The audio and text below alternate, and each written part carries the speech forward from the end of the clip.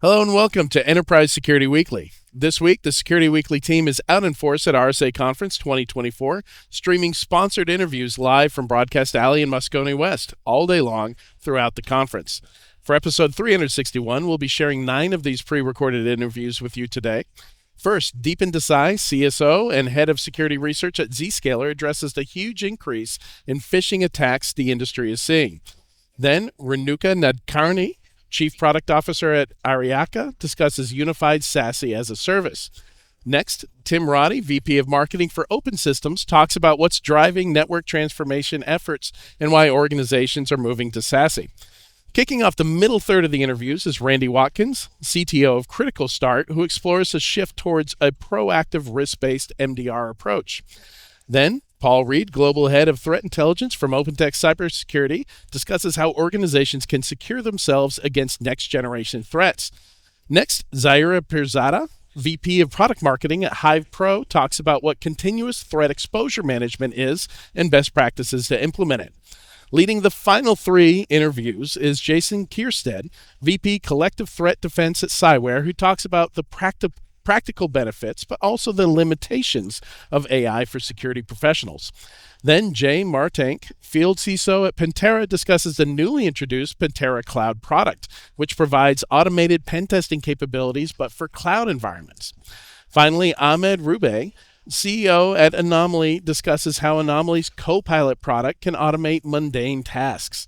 I hope you enjoy watching these executive interviews as much as we did making them. See you next week. This is a Security Weekly production for security professionals by security professionals. Please visit securityweekly.com/subscribe to subscribe to all the shows on our network.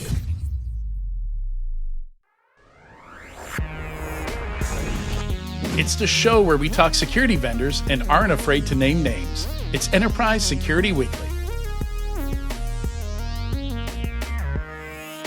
Graylog is on a mission to make threat detection and incident response easier, faster, and more affordable. They help cybersecurity teams reduce risk across attack surfaces with SIEM, log management, and API security solutions. Their newest offering, Graylog API Security, adds a new layer of defense by discovering rogue APIs, monitoring for threats from inside the perimeter, and providing detailed guided responses. Full fidelity capture of API requests and responses ensures you can perform complete investigations and meet regulatory requirements. Some popular and persistent API myths have almost become threats themselves. Go to securityweekly.com/Graylog and watch the video there to debunk the top 5 misconceptions surrounding API security.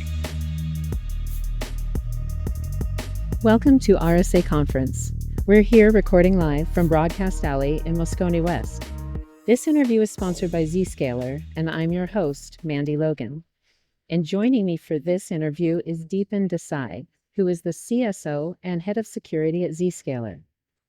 Deepe, thank you so much for joining us here. Thank you for inviting me. I am very excited to get to speak with you. The recent report that Zscaler published regarding worldwide increase in phishing attacks, really, it's exciting and it's titillating, but it's terrifying. Right.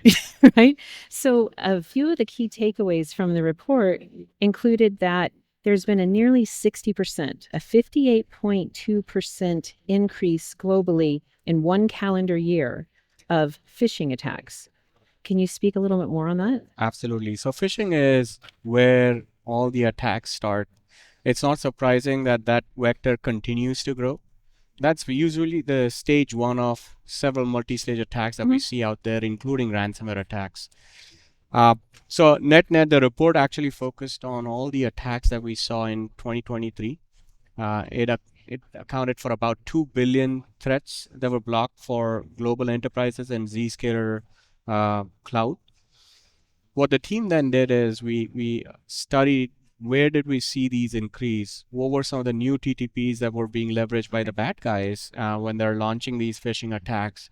What's the role of AI as we see these attacks being launched against global enterprises? And a lot of those interesting trends are documented in the report. I can speak to a few of them right now. Well, before you go into that real fast. Okay. So what is your takeaway? Is AI and generative AI why there was such a substantial increase in 1 year? AI does have a role in both in terms of increasing the volume and also the effectiveness that we're seeing from these attacks. The chances of these attacks being successful uh, goes up exponentially when the bad actors leverage AI. And now, is that because of an increase in believable context? Great point. So I think the general understanding is, hey, it can write very good English, right? No spelling mistakes. Everything is very well written. The part that less people understand is with the generative AI element, you're now able to integrate context. So an example that I would say is the bad guy can ask the generative AI element to say, hey, pretend to be director of finance and draft this email directed towards your employees talking about a new stock plan, right? Or it could be something else coming from IT. And generative AI will be able to add that context. And not only will it write very well written email, no errors, but it is also able to add this context. It will write as if it's the director of finance addressing the employees. There are certain nuances that make it more and more believable.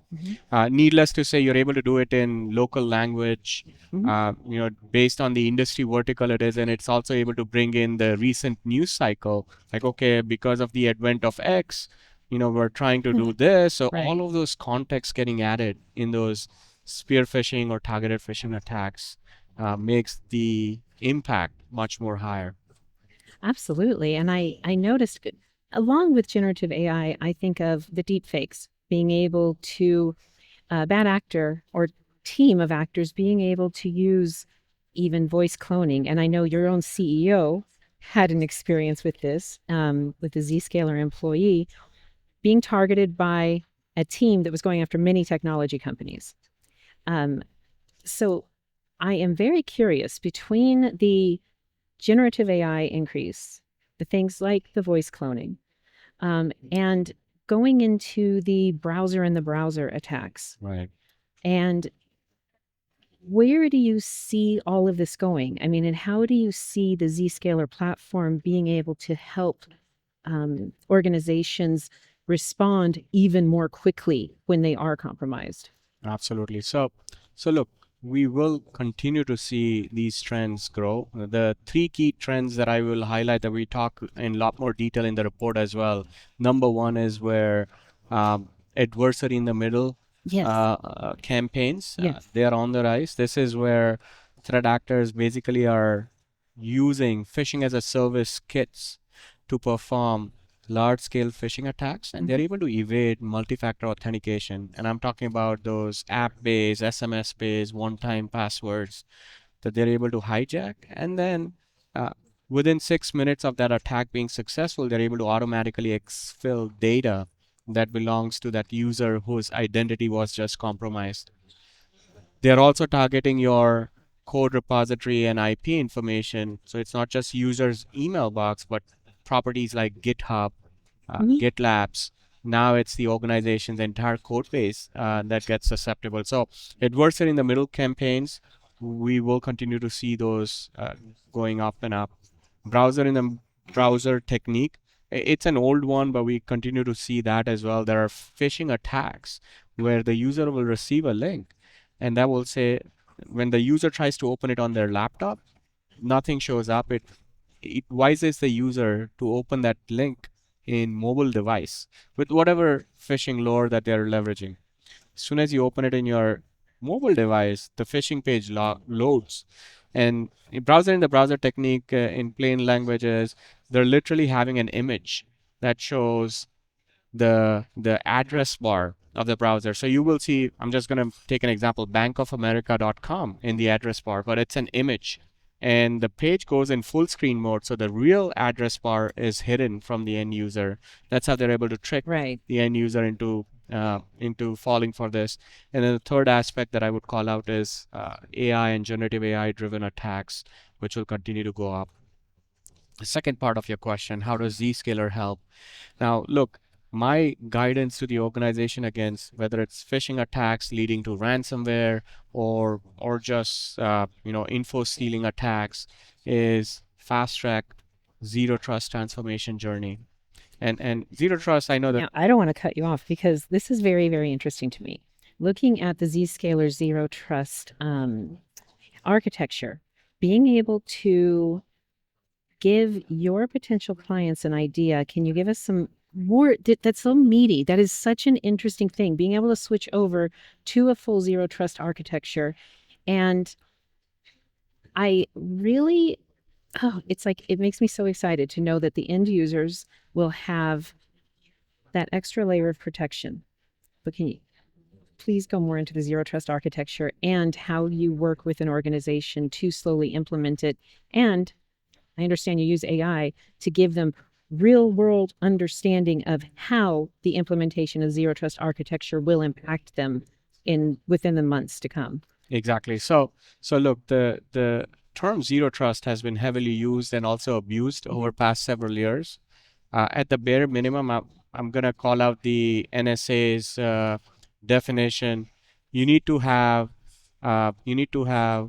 zero trust on all your users and assets. Never trust, always verify, go with least privilege access, and then assume breach. So if an asset or an identity were to get compromised, that's the assume breach scenario. What is the blast radius, right? So those are the three fundamental principles when you're going on the zero trust implementation journey. Now, how Zscaler helps is we further simplify it by aligning with 4 important stages of the attack. Reduce your external attack surface, that's stage number 1. With Zscaler Zero Trust Exchange, we basically hide your attack surface. The attackers will not see your assets that are behind Zscaler infrastructure. Your user, when they visit an internet-bound destination, their IP hitting the site will also belong to Zscaler. Now, is that because of the Zscaler's ability to have the direct-to-app connectivity? So Zscaler is a full proxy. It's a man-in-the-middle proxy architecture, cloud-native proxy architecture, which allows us to terminate connection in Zscaler Cloud. We will make a connection on user's behalf to internet-bound destination. And that's how we're able to then inspect everything and apply those advanced threat protection rules. That's for the internet-bound destination. For the private applications, we have a Zscaler private access solution, which is part of this Zero Trust Exchange, where your applications are making an inside-out connection to Zscaler. Your users connect to Zscaler, and we stitch those 2 connections using a micro TLS tunnel. So there is no user landing up on the same network as the application, which is one of the biggest reason why we are able to contain that blast radius to a single identity or a single user, Right. single asset where that initial compromise happened, whether it's through phishing attack, whether it's through any other zero-day exploitation. So if I were to summarize those 4 attack stages where we help, first is external attack surface. Second is prevent compromise. This is where we do full TLS inspection, consistent security controls, no matter where your users are, whether they're in office, whether they're traveling, or whether they're at RSA conference, their machine will always go to nearest Zscaler data center. All the security gets applied. Third is prevent lateral propagation. This is the segmentation piece that I just mentioned, where you never bring the users on the same network as the application. And then the last one is prevent data exfiltration. This is where any data that egresses your environment, your assets, your server, they should go through inline DLP inspection. You should have endpoint DLP as well. Right. So That's fascinating. And I highly recommend to any of our listeners to look into the report, and then also to look very deeply into how and why Zscaler can be implemented rather as seamlessly as possible. And can you give us more information on, with the use of AI, when an organization is switching over to Zscaler, what sort of metrics or information can be provided to show them the effect that Zscaler will have? Great question. So there are certain things that's already in the product. We call this intelligent segmentation policies. And there are certain things that we're we're going to announce next month. Obviously okay. won't be able to share more details on that, but the segmentation piece, we will monitor you will basically baseline your access on the Zscaler private access side, and then we'll be able to call out, okay, here are the group of users that are known to access these group of applications based on what we have seen over past 3 months. We'll make very specific policy recommendation. That's what we're calling intelligent policy segmentation. This group of users should only allow access to this group of applications. Based on the profile of applications they're accessing, it seems like they're engineers or these are finance folks. We'll even add that enrichment so that when the IT or the security teams are defining and enforcing those policies, it's pretty obvious to them. The part that, again, there are more work that is being done where we're leveraging AI, A, to suggest those policies, but B, to also show the impact that those policy implementation will have. That way, IT teams, security teams will be able to implement with confidence that, okay, I know exactly what impact will be and how many tickets I should expect if there is any impact. Right. Not being completely overwhelmed by tickets as soon as they start switching over to Zscaler. But also, then, does that not help the security or IT team be able to justify that much more quickly to the rest of the organization why this one tool is definitely cost effective? Yeah, so it absolutely does from security standpoint, because as you implement zero trust in the environment, you're able to get rid of a lot of the legacy architecture solutions, right? And there is a plethora of that. I won't go into the detail of that because we're talking about phishing. But the other piece that I will mention is every organization right now is on their path towards adopting generative AI applications within their environment as well. And Zero Trust Exchange, Zscaler Zero Trust Exchange has a role to play over there as well, where we enable these organizations to securely adopt generative AI in their environment. And the way we do it is exactly those 4 stages, as I mentioned. In fact, we're already starting to see attacks against those. When I say attacks, adversarial attacks against those LLM environments, generative AI environments, your internal training environments. Oh, yeah. So if you use those zero trust principles, you're able to, again, safeguard and minimize the impact that an adversary who has managed to compromise an employee laptop will have on that generative AI environment as well, which is equally important. Well, that's fascinating. And that really helps leverage the ability of companies to go into this exciting new world of generative AI, but maintain their safety and security. Deepe, thank you so much for joining us. And with that, again, live here from the RSAC conference. Thank you. Thanks for joining us on Security Weekly. To find out more, please visit securityweekly.com/Zscaler RSAC. Again, head over to securityweekly.com/RSAC to see all of our conference materials. Welcome to RSA Conference 2024. We're here recording live from Broadcast Alley in Moscone West. This interview is sponsored by Open Systems. I'm your host, Adrian Sanabria, and joining me today for this interview is Mr. Tim Roddy, VP of Marketing at Open Systems. How are you doing, Tim? I'm doing well. Good to see you. Thanks for having us. Yeah, absolutely. Good start to your RSA so far? Good start so far. Early in the week still, but everything's going smoothly. I'm looking forward to checking out the expo floor later. Yeah, pretty good traffic last night for the opening. Yeah, so, yeah, great. Yeah, so today we're talking about network transformation and how that's driving demand for SASE services and what you call zero trust edge, which is not a term that I'm familiar with. So maybe let's start there. Sure. SASE is the most commonly used term, Secure Access Service Edge, coined by Gartner. Right. Forrester has to use a different name, right? So they come up with Zero Trust Edge. It's the same thing. Oh, okay. It's the same thing. It's just a Zero Trust Edge. That's the Forrester version. Yeah, it's the Forrester version of it. Yeah, we were just recently named a leader in their first ever wave for Zero Trust Edge services as a service provider. So SASE services. Gotcha. That literally happened last week. So And, I think it would be good for folks who are not familiar with the different components of Zero Trust Edge or SASE. Let's maybe just do a quick refresher on the different components. That's well, you shouldn't assume that. I agree. Right. So it's basically not everybody does exactly the same. Right, things. and it's an emerging of networking and security. Mm-hmm. Typically, decisions, equipment that are bought, deployed, and managed by completely different groups and larger organizations. Mm-hmm. They all report into the CIO eventually, obviously, right, from the budgetary standpoint, but they're oftentimes working completely separately.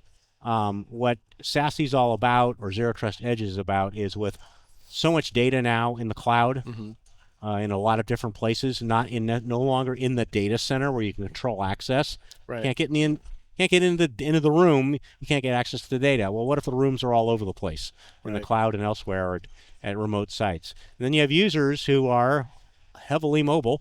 Right. We're mobile this week, right? Yep. You're logging in from your hotel, or you work from home all the time. People that are hybrid, they're in the office maybe one day or 2 days a week, right? And then they're home or at the coffee shop.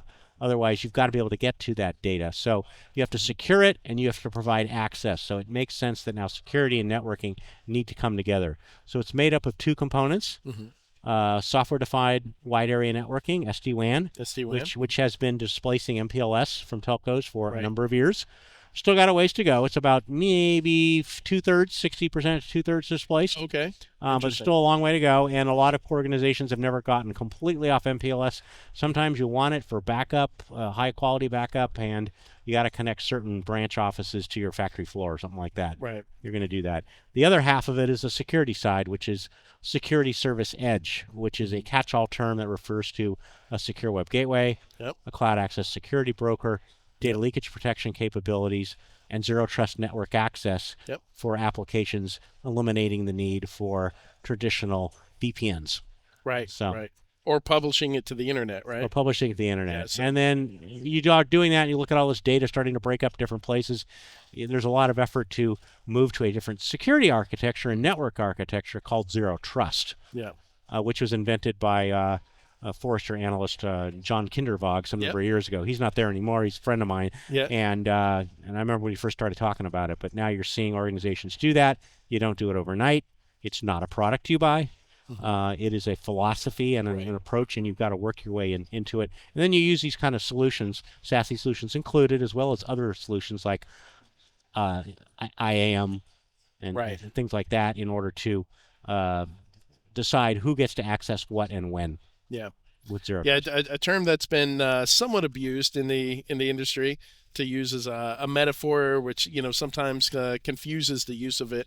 But yeah, ultimately, is that what's driving most of this network transformation? We've had executive orders from the White House referred to zero trust. Right. CISA and all those have been pushing it. There's all kinds of guidance in the government. It's mandated in the government, and of course, industries, they pay attention to it. They don't have to do it. You see people that are in the defense industry or the critical infrastructure that are taking a hard look at it to shrink the attack surface. So that's definitely driving network transformation.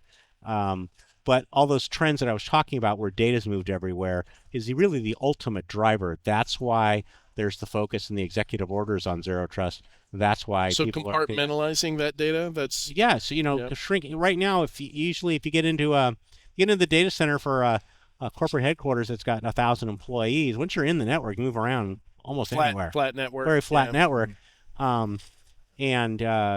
But on the other hand, if you actually put what's known as a policy enforcement point right in front of that data, that server, and say, here's the people that can get to it. We'd like you to have two-factor authentication, so we're going to use IAM.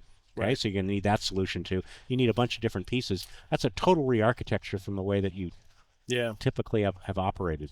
So. And do you see companies, how much are they struggling with that, with taking their whole network, ripping it apart, replacing it?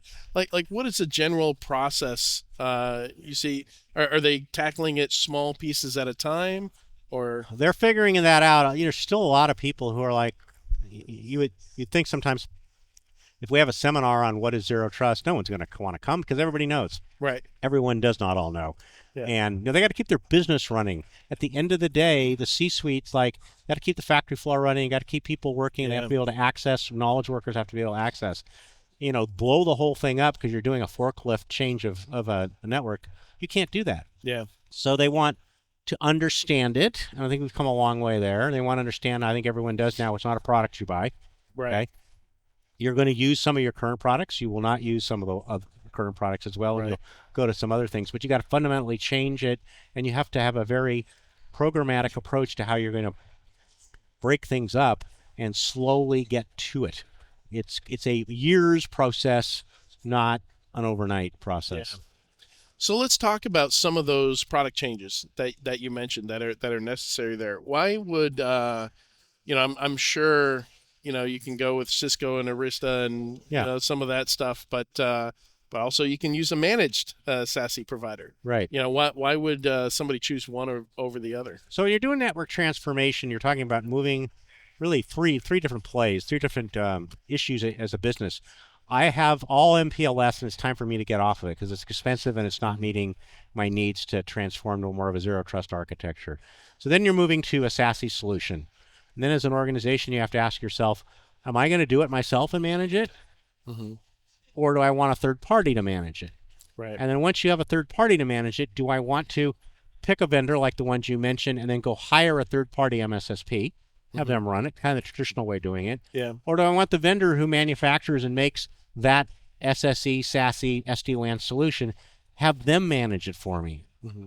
And why would you want to do that? You want to do that because they know that solution better than anybody. If you're getting a third-party managed provider, they do the classic tier 1, tier 2, tier 3 answering the phone. First one answers the phone, validates that you're a customer. Yeah. Now, what's your name? What's your company's ID with us or whatever? Yeah, you're under support. What's the issue? Tell me about it. And then they ask a lot of questions. They've got a script to go through and triage, what the issue is. Like when you get to the hospital, you got to be triaged quickly. And then from there, you need to, the managed service provider's got to decide, can they help you? And they may tell you to turn something on and off, cycle it back on. Well, that's not really helping you very much. We wouldn't really want to know what's going on with this connection. It's slow or what have you. So then it has to get passed on to somebody else. You may, as a customer, have to have another conversation with that person, even though you told the last one all this. And finally, he just needs to get escalated to a level 3 expert, and that's at the company of the product that you're using. We need to facilitate a 3-way phone call. That all takes time. That goes from half a day to multiple days to get resolved. If you're getting the vendor to provide it and the person answering the phone is a tier 3 engineer at the get-go, you speed the entire system up. You get your mean time resolution dramatically shortened up.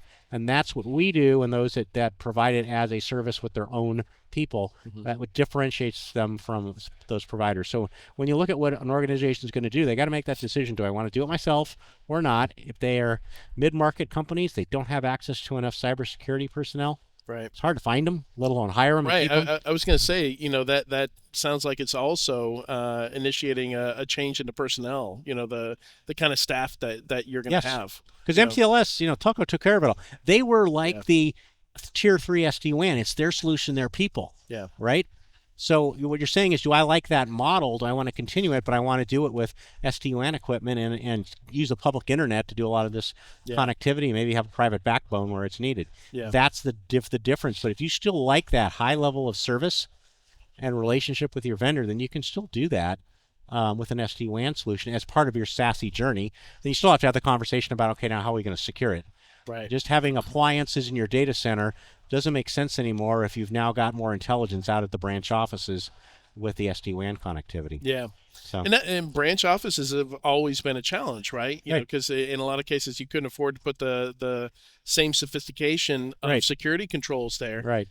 But now if you abstract the network layer and the security services on top of that, all of a sudden you can have consistent quality and level of security services across everything. Right.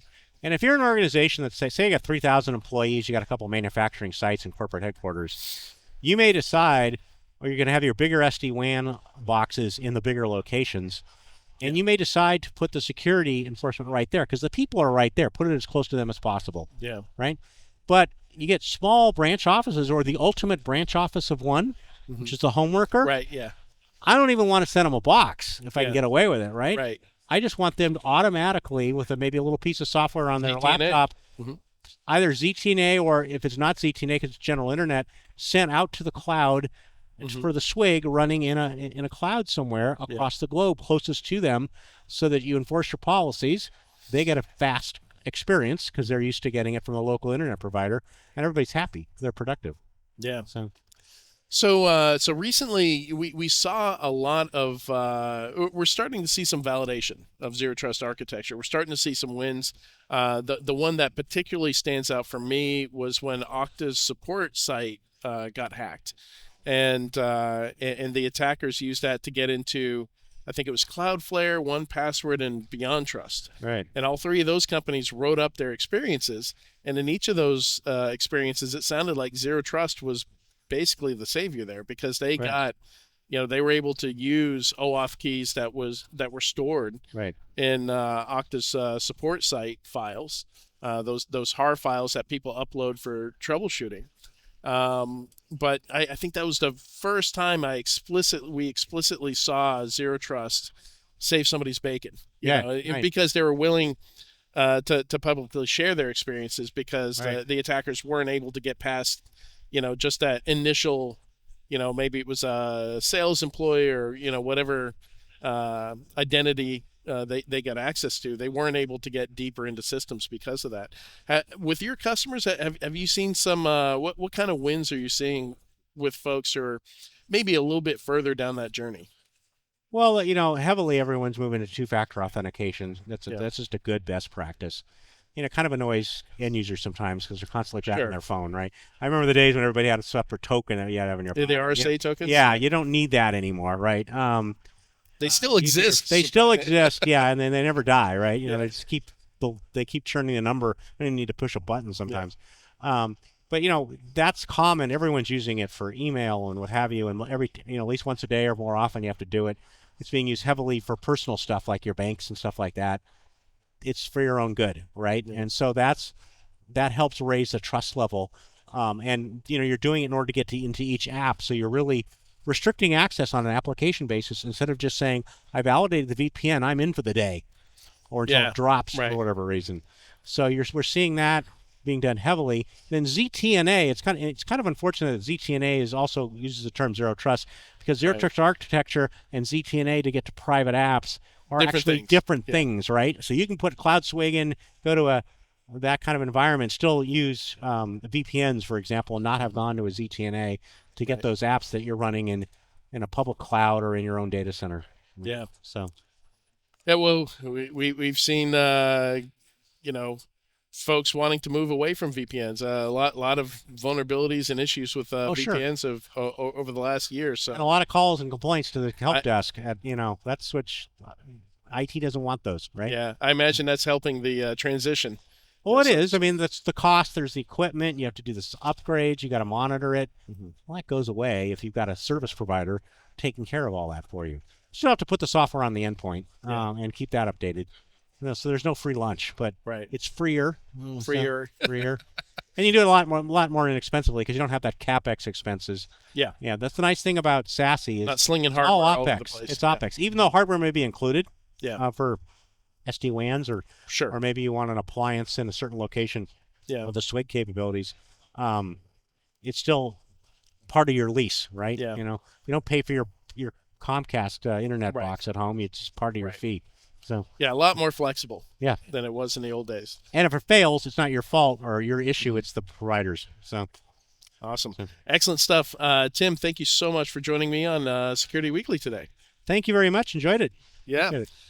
You can visit securityweekly.com/open systems RSAC to learn more about open systems, and stick with us. We'll be right back with another interview shortly.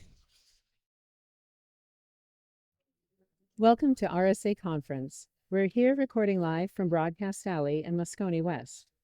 This interview is sponsored by Ariaka. I'm your host, Mandy Logan. And joining me today for this interview is Renuka Nadkarni, Chief Product Officer. Well, is Chief Technical Officer? Product Officer. It is Product Officer? Yes. Well, it's so refreshing to speak with somebody who enjoys the technical side. Yes. And just before our interview, we were discussing some of the technicalities of SASE. Yes. And Why is Unified SASE as a service different than SASE? So please, Renuka, will you go into anything that you would like to share on that? Absolutely. So as you pointed out, for me, I'm really very passionate about bringing vision to life with execution. So that's why I dwell on both sides of business as well as on the technical side of things. And SASE is this really very beautiful promise of making sure that the networking and the security technologies are integrated. And back in the day, I remember in August 2019, there was a paper that was, that described it, and it seemed like, too good to be true. And sure enough, I was at a different place, and it made a lot of sense. And if you look at like around the industry, if you talk to like large companies, whether they're in the security space or the networking space, generally speaking, everybody believes that this is essentially, what the future should be and how these things should be integrated. Now, the real challenge is how do you in fact make it work? How do you make it happen? Because there are many aspects and elements to it. So at a very basic level, we say it's a network and security. But you know that network has many elements to it. Security has many, many technologies. There are hundreds of sub-markets, hundreds of security problems. So how do you make sure that you combine all these things from a technology perspective and the operational angle as well? So what Aryaka did was, when we looked at this problem from a customer's perspective, we said, what are the problems customers are trying to solve for? And what we use that as our guiding principle. And this has been our guiding principle ever since the company was formed 14 years ago. Yeah. So it's not like we woke up one day and said, hey, we're ahead I'm going to build this. It just so happened that we were building this really awesome technology that would provide the best network connectivity globally with least amount of packet loss and low latency. So that was our mission. And we actually went ahead and invested in building this global architecture, global private network, which was the foundational part of our SASE. So once we had that, we added security technologies. And again, it's not like in 2019, we suddenly decided to add these. Our customers were already asking us for this. So we had been building it for a while. And when this industry and the customer requirements converged, that's when we coined this term Unified SASE as a service. And it has 4 big elements in our perspective, the way we define it. The first and the foremost is, how do you process a connection, a packet of flow that comes to you? And we call it like process to completion, which is when we are connecting a user to an application, we provide WAN optimization, compression, encryption, all of these things together from the networking perspective. Then we do inspection for access control. Is this user and this application allowed? We look at threat protection. So we open up the packets and we see what kinds of potential threats it could have and mitigate those on the fly in line. And then we also provide metrics from observability perspective. Okay. So when we are processing a connection or a flow or the packets, we are actually doing 3 things. Providing the best possible connectivity, including compression, optimization, all of those. Providing security with access control, threat protection, and data leakage prevention. Like, is there any sensitive thing going on? Yeah. And then the third thing is observability, which is having access to all this information gives you new intelligence that you had not imagined that you could get, right? So that is really a combination of everything in a one-pass architecture with a global private backbone that we offer, which defines the Unified SASE as a service as we define it. So going back to the observability, because I'm also curious that for organizations looking to switch over to a Unified SASE as a service solution, do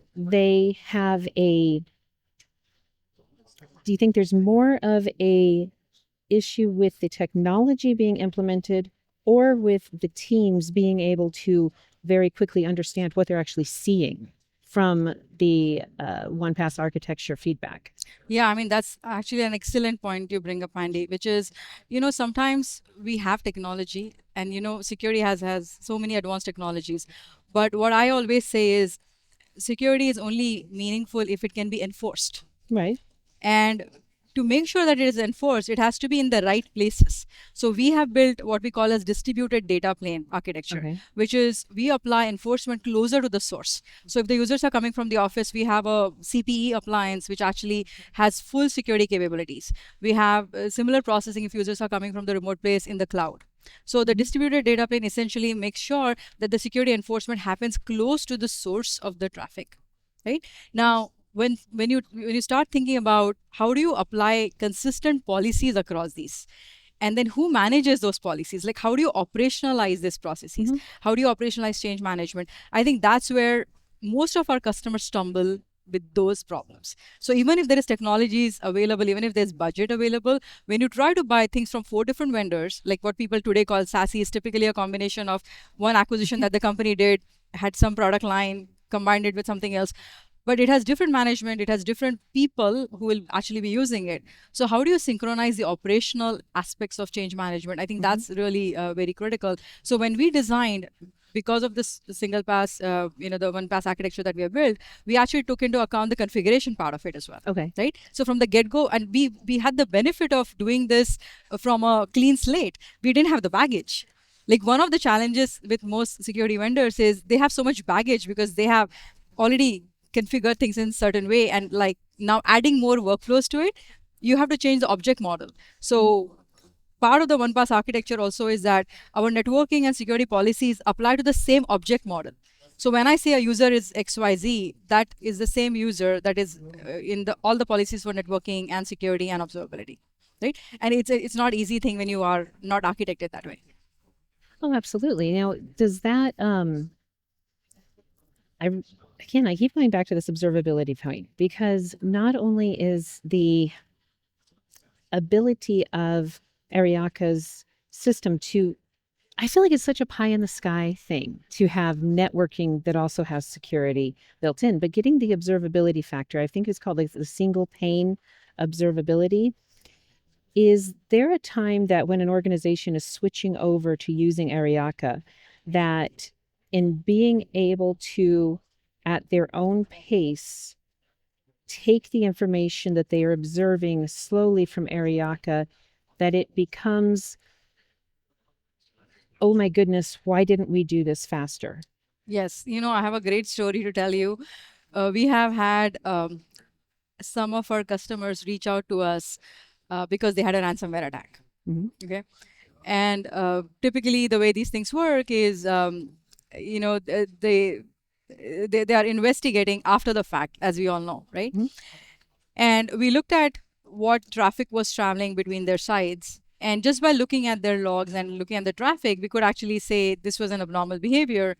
And yes, this was a problem, right? So this is the moment of, oh my God, why did I not look at this before? Or why did I not ask Ariaka about this before, right? So this is not uncommon. And especially now where the attacks are very sophisticated. So they had clearly, like they had firewalls and other security products, right?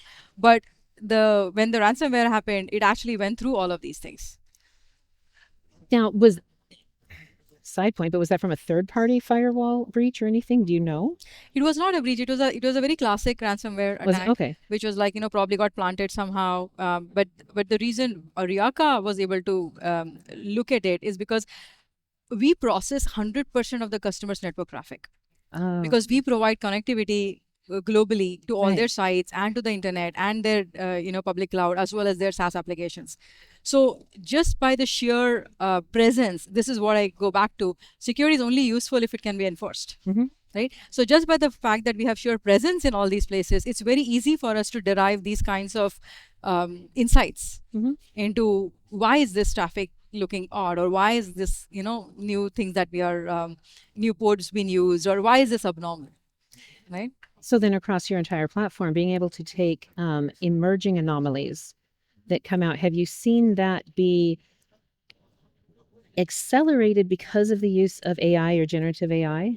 Absolutely. So we have been, we are actually looking at AI for a while. There are 3 things that Ariaka does in this conversations around AI. First and foremost, we are allowing our customer to access and avail the benefits of AI. Now, as you can imagine, a lot of our customers are using GPU as a service. And what typically happens is these GPUs are like highly concentrated like workloads in some part of the geography.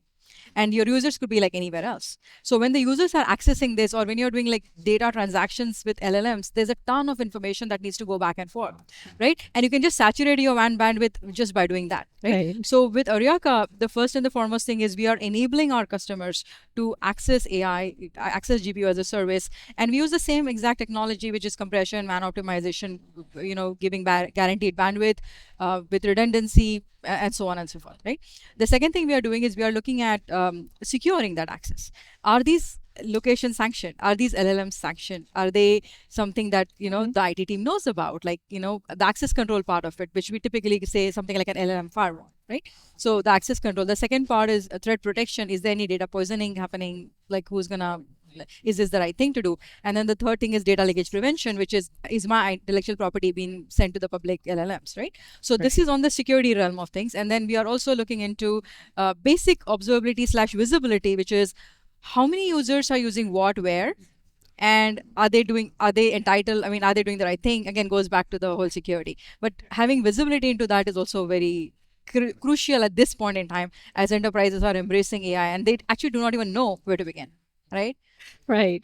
And again, that makes me go back to something that you had written about how going to the Unified SASE service, it was like getting to have what was it exactly about having your network cake and your security pie too? Yes. And I really love the idea of having that, again, those pie in the sky ideas. And yet we understand that with AI from the threat actors and the speed at which the emerging threats come out, you need it to be absolutely fast. Exactly. It's high performance. And again, it's all about accessibility, making sure there's visibility to the data. And we are not claiming to solve all the problems that everyone has. But the fact that we have the foundational technologies, and we also have integrations in terms of traffic and bringing other security technologies in, which makes it very powerful. So it's very easy for our customers to actually adopt our Unified SASE as a service and grow with our foundational technologies, but use other security products as well. That's wonderful. It's like the flexibility, but being able to have the backup from Aryaka of transitioning and making a very custom solution. Exactly. I believe I saw in your literature that there is even a possibility of having a complimentary 12-month tryout period. Yes. So yes, one of the things we did was to help our customers accelerate their adoption of Unified SASE services. We introduced a migration plan, which is it's almost like they get to try it, and they get to try it until they have integrated all the moving paths, which is technology wise, operations wise. And that's one of the things which is very different between a networking vendor and a security vendor. As a networking vendor, we always think about interoperability. So this whole platform conversation that you're hearing, right, you were used to doing that. We have been doing it because that's what we do. Like we actually provide connectivity, right? So that's how we are actually building connections with wherever else the traffic needs to go. That's so wonderful. I have very much enjoyed this time, and I want to make sure to direct all of our viewers and listeners to go to securityweekly.com/Aryaka, RSAC. So thanks for joining us here at Security Weekly. Again, Renuka, thank you so much. And be sure to look at securityweekly.com/Aryaka, RSAC. On behalf of Security Weekly, thank you.